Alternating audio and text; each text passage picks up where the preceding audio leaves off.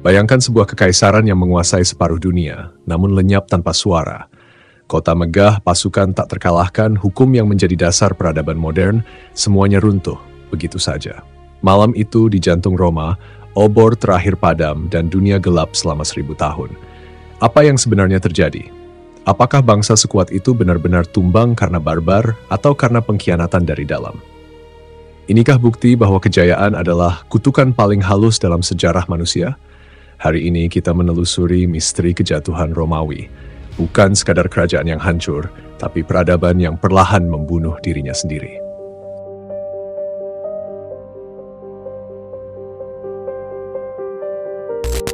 Roma, jantung dunia yang berdetak dari batu marmer dan darah manusia.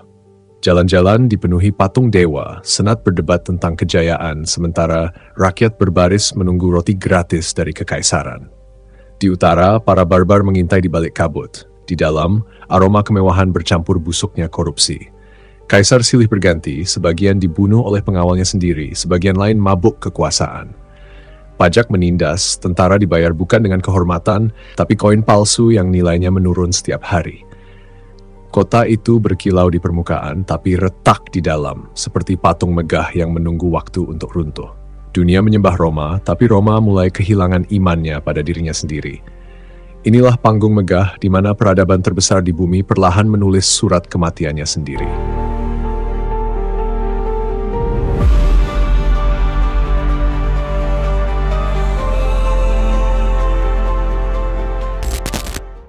Semuanya bermula bukan dari perang besar, tapi dari keputusan kecil, satu perintah yang lahir dari ketakutan seorang kaisar.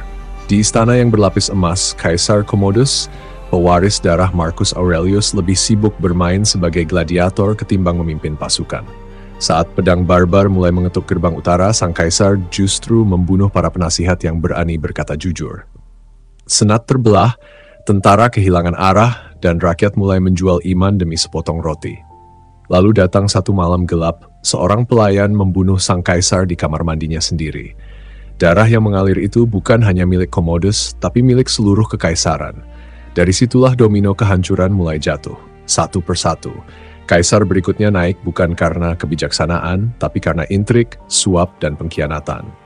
Sebuah keputusan kecil yang menyalakan api yang akhirnya membakar Roma dari dalam.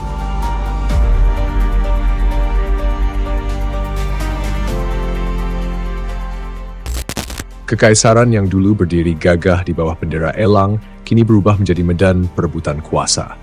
Di balik tembok istana, setiap senyum adalah pisau, setiap perjamuan adalah jebakan.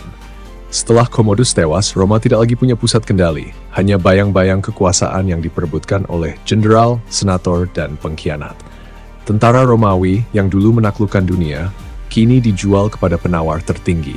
Satu legiun melawan legiun lainnya, saudara melawan saudara, demi takhta yang tak lagi suci. Roma bukan lagi sebuah negara, bisik seorang senator tua, tapi pasar tempat kehormatan dijual murah. Sementara itu, di perbatasan utara, bangsa-bangsa barbar menunggu Goth, Hun, dan Vandal. Mereka melihat kelemahan itu seperti serigala yang mencium darah. Ketika Romawi saling membunuh di dalam, musuh dari luar hanya perlu menunggu pintu terbuka. Dan benar saja, dinding yang dulu dianggap tak tertembus mulai runtuh. Bukan karena kekuatan musuh, tapi karena tidak ada lagi yang menjaganya. Kekacauan politik berubah menjadi kelaparan. Pajak yang mencekik membuat rakyat miskin memberontak. Agama-agama baru tumbuh di antara reruntuhan kuil lama. Beberapa orang bersumpah bahwa ini hukuman dari para dewa. Yang lain percaya ini tanda zaman baru. Tapi di tengah semua teori dan doa, kenyataannya satu, Roma retak. Kaisar berganti dalam hitungan bulan. Beberapa dibunuh oleh pengawalnya sendiri, yang lain menggantung diri sebelum ditikam.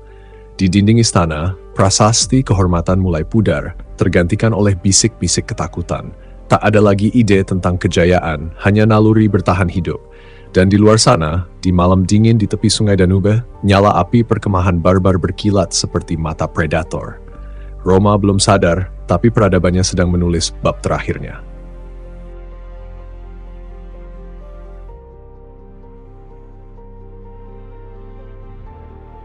Dan akhirnya hari itu tiba. Subuh yang dingin dan sunyi di kota Roma, tidak ada pasukan berjaga, tidak ada kaisar di istana, hanya bisikan doa dan ketakutan di antara rakyat. Dari balik kabut, mereka datang, bangsa Visigoth dipimpin Alaric. Serigala yang dulu takut pada elang, kini berdiri di depan gerbang emas ibu kota dunia. Satu persatu pintu kota terbuka, bukan karena dihancurkan, tapi karena dibukakan dari dalam. Pengkhianatan. Emas menukar kesetiaan dan Roma pun runtuh, bukan oleh pedang, tapi oleh harga diri yang dijual. Api membakar kuil, rumah, dan sejarah beribu tahun. Patung para dewa dijatuhkan, istana dijarah, dan jeritan menggema di jalan yang dulu disebut pusat dunia. Bayangkan, bangsa yang menulis hukum peradaban, kini menjadi tawanan di tanahnya sendiri. Para senator melarikan diri ke pelabuhan, para prajurit menyamar sebagai pengemis. Sementara di tengah kehancuran, Alaric menatap reruntuhan itu dengan tenang. "Inilah Roma," katanya sinis. "Aku kira lebih kuat dari ini." Dalam 3 hari, kota yang disebut abadi terbakar hingga abu. Dan seluruh dunia menyadari sesuatu yang tak terbayangkan, bahwa bahkan raksasa pun bisa jatuh, bahwa kekaisaran terbesar di bumi bisa lenyap hanya karena kelalaian, keserakahan, dan keangkuhan. Di istana yang hangus, salib menggantikan patung Jupiter. Dewa-dewa lama dikubur bersama kejayaan mereka. Dunia berubah arah dari zaman besi menuju kegelapan panjang yang kelak disebut abad tengah. Begitulah Roma berakhir.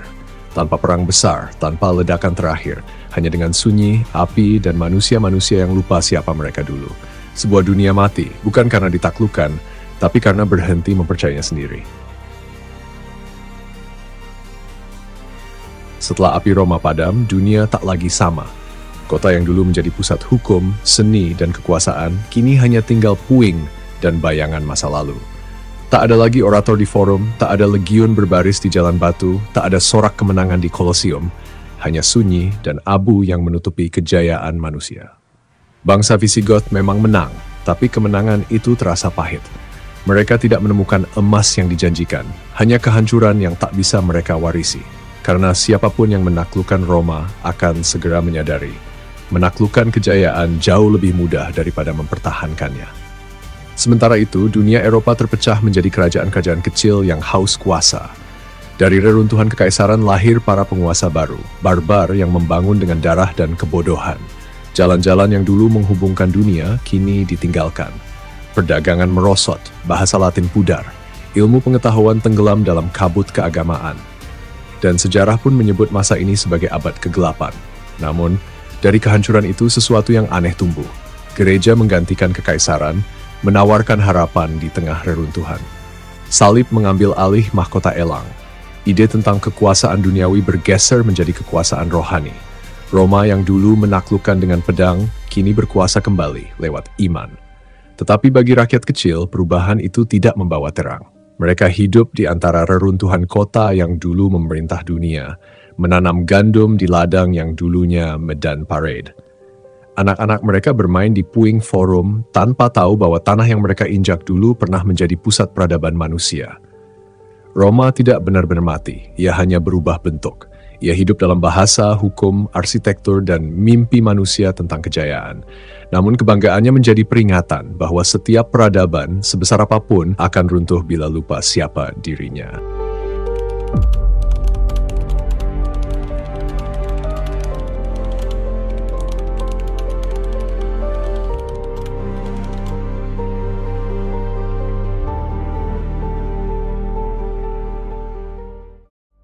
Sejarah Romawi bukan sekadar kisah tentang kekaisaran yang runtuh, tapi cermin dari sifat manusia itu sendiri. Ketika kekuasaan menjadi candu dan kemewahan menenggelamkan kesadaran, kehancuran hanyalah soal waktu.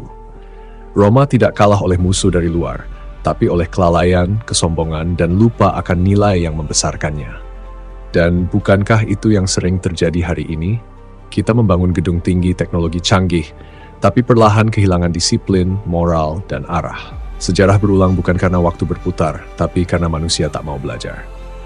Roma mengingatkan, setiap kejayaan yang tak dijaga kebijaksanaan akan berakhir jadi reruntuhan, indah di masa lalu tapi hancur di masa depan. Roma telah tiada, tapi bayangannya masih hidup di setiap batu, hukum, dan ambisi manusia modern. Dari abu kekaisaran itu, dunia belajar dan lupa lagi. Mungkin setiap bangsa besar sedang menulis Romanya sendiri, hanya menunggu waktu untuk runtuh dengan cara berbeda. Karena sejarah tak pernah mati, ia hanya menunggu giliran berikutnya.